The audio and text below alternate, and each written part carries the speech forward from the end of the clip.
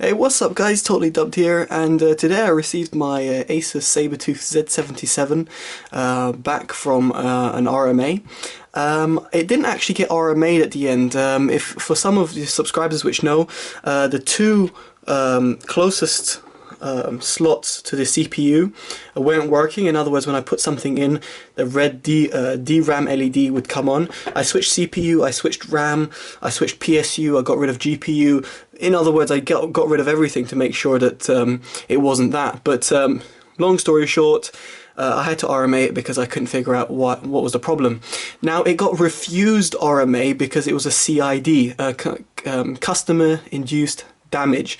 I sent this back to scan.co.uk, the resellers I bought it from, and I went there. I bought it from there because I thought they would they'd look at the warranty and honour the warranty.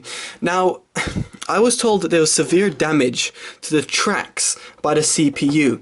Now, I understand, as a reseller point of view from Scan, I understand that if Asus give them instructions of rejecting anything with CID, then they should reject it, which is fine. But I sent an email to Asus to ask them and showed them the pictures that were taken by Scan for the track damage. Now, I just want to show you the track damage, and this is basically a £170 motherboard which doesn't work anymore and got refused RMA.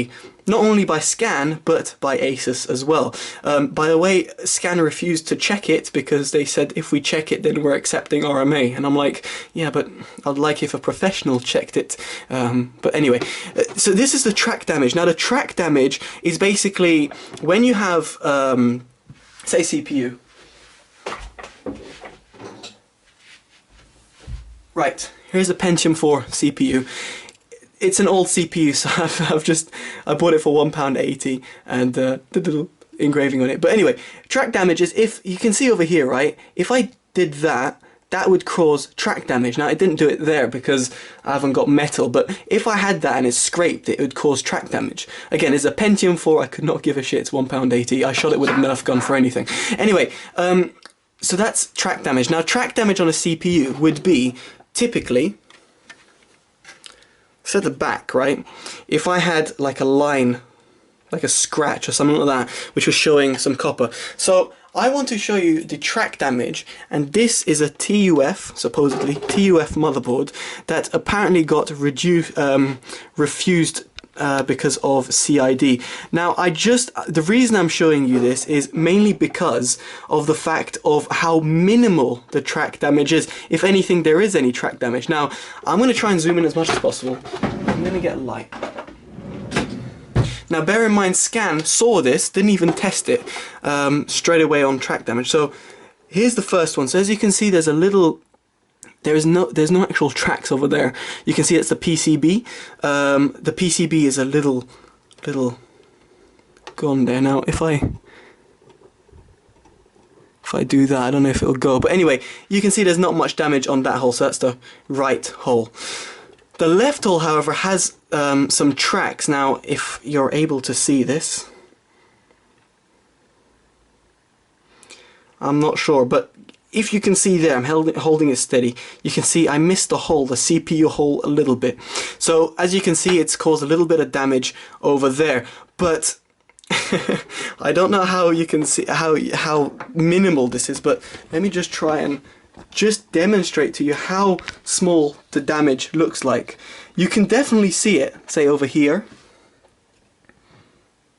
as you can see. Right?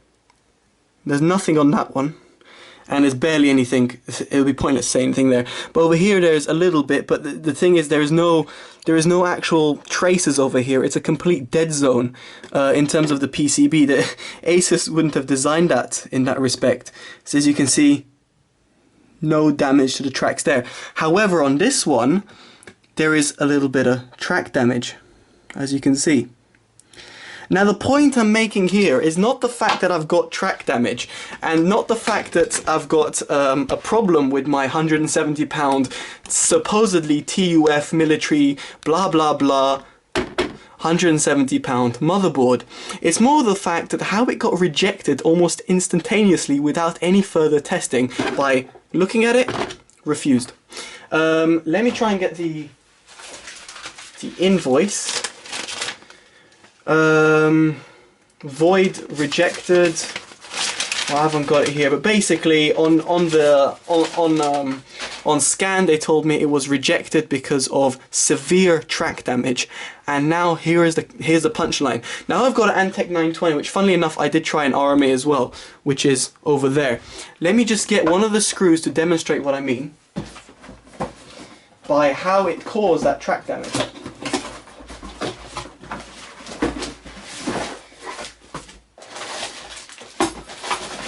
Right, so here are the mounting screws that come with the Antec 920. There we go. Here's a, as you can see, it's pure metal, right?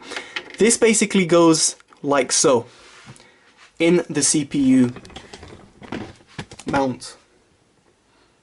Hopefully you can see that, right? So it goes into the CPU mount, and at the back of it you've got a back plate, and the back plate has adhesive strips on it. You'll get the punchline soon enough. So it's got adhesive strips on it, right? As you can see, the adhesive strips, I had to pull this off. Real pain to get off, by the way. But anyway, this is the adhesive strips. Now, that goes in there, a bolt comes on over here, and you get to screw it in. Now, here's the funny bit. So, okay, I've missed this by a little bit, like that, for example, right?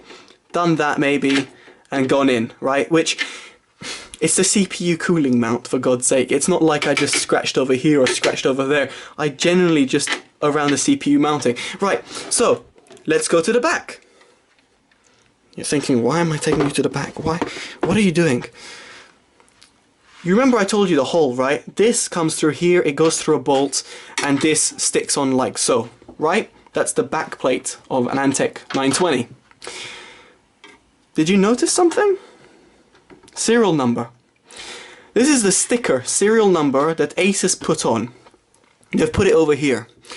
They didn't put it over there, they didn't put that, they just put it over here.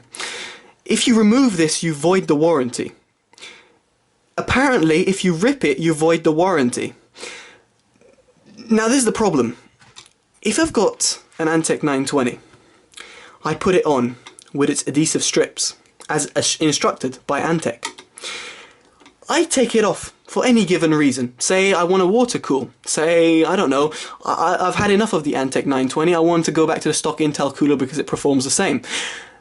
I remove it. What's that going to do to a sticker? An adhesive strip. It's going to rip it up.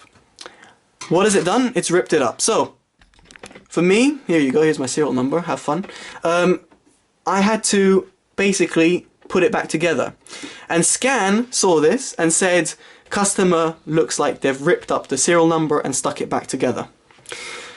Well, yes, I sent my Antec 920 to Scan as well for RMA. And they should have probably noted that there's a reason behind that, and there's a reason behind this. There should have been maybe some instructions, maybe when I bought them from Asus or maybe from Antec, saying if you mount this with adhesive strips, try and make sure that the conveniently placed serial number isn't in a place where it might be ripped up. There's no problem putting it here, is there? No problem putting it here. Anywhere apart from there. This is a £170 motherboard. If it's an overclocking board, what sort of type of processor am I going to put it on? Maybe an i5 3570K, maybe a 377OK. The 377OK is the one I have. How would one realistically want to cool that? Especially as an overclocking board. Why would I buy an overclocking board? Well, you want to overclock the CPU, fine. How do you cool a CPU? Well, you buy a liquid cooler, or you buy a you water cool your system. Of course, you can air cool. There's no problem behind that, but they might have backplates. So my point is, this £170 TUF motherboard got refused RMA because it had a damaged sticker, because of an Antec 920 backplate, and it got rejected because of the track damage. Now, again, I understand Scan's view on track damage, because obviously if Scan say no, now I understand that point. And I did contact Asus, and I provided the image that Scan took, which was really close up, well, I gave the pictures from Scan to Asus so that Asus could assess the damage, because I was going to send this in to, I think it was Holland or Netherlands or something like that, where the Asus headquarters is via Scan. Scan were kind enough to send it in, but I stopped them from sending it and got my motherboard back, because Asus were like, yep, our engineers look like it looks like track damage, so therefore we will not accept the warranty. So Scan is not at fault. If Asus had said yes, we will, that's fine, we'll repair it, then Scan is at fault for basically wasting my time. So Scan have done nothing wrong, which is fine, but it's just this motherboard. I don't get it. It's a £170 motherboard, for God's sake. I mean, the funny thing is, I mean, this might lead to the RAM. In fact, I think the top ones lead to the RAM, not the bottom ones. Bottom ones might lead to something else, but I don't know where the tracks lead to. If Asus have put tracks there that seriously actually communicate between the IMC and the DIMM slots, why did Asus design a £170 motherboard with tracks right next to the CPU holes? Why would they do that? Because they know people are going to mount stuff on there. Maybe once or twice, but in my case I did it several times. Why did they design it like that? I don't know. Anyway, I just thought to show you this and my problem that I had. Basically, the two DRAM LEDs basically weren't working. God, I can't speak. DIMM modules couldn't work. The two closest CPU, two furthest away from CPU did work. Basically, it came down to the motherboard and the motherboard problem. What I'm gonna do is flash the BIOS. By flash the BIOS, it doesn't mean just reflash the BIOS. It means wiping the memory of the BIOS chip currently on there and flashing a new BIOS on there. Very dangerous, and obviously voids my warranty, but heck, I had a 5-year warranty, and I've had this board for 5 months, and it's already voided warranty because of those CPU mounting holes. So I'm gonna have to flash the BIOS. I'm gonna have to try and play around with it, see what I can do. But long story short, this was a refused motherboard. It is as good as junk. It works. Everything works. I can run 8 gig in single channel. Heck, I could run 32 gig, 2 times 16 gigs. But I can't run dual channel. That's the big thing for me. I want to run dual channels. 2 years ago, I had the same fucking problem with Asus. Same thing has happened right now. 2 years down the line, same Asus board. Top of the range, supposedly top of the range. Asus board for overclocking. Back in the day was the Asus P5K Premium. It's the same board that I bought because of overclocking, and it was a good overclocker, but it had the 2 RAM LED problems, and the only 2 furthest away worked. Now I have the exact same problem. Back then I bought it from eBay. It was used. I flashed the BIOS and everything, so it could have been my problem. That's fine. But end of the day, I sent it to RMA. Asus couldn't prove to me what it was, and I found out at the end it's because my CPU was too new for my slots, so it wouldn't work. So Asus could have saved me quite a lot of money and said, look, your E6500 is not fully compatible, it won't run on dual channel, we're sorry, it will only run on single channel. I would have liked to know that, even though it was on the compatibility list. Now this board, yeah, there is brand new board from Scan UK. I haven't done anything apart from remove the cooler, and the DRAM LEDs no longer work. What is the reason behind it this time, Asus? And why did you have to reject my RMA? So I've got a 5-year warranty, which means absolutely fuck all, basically.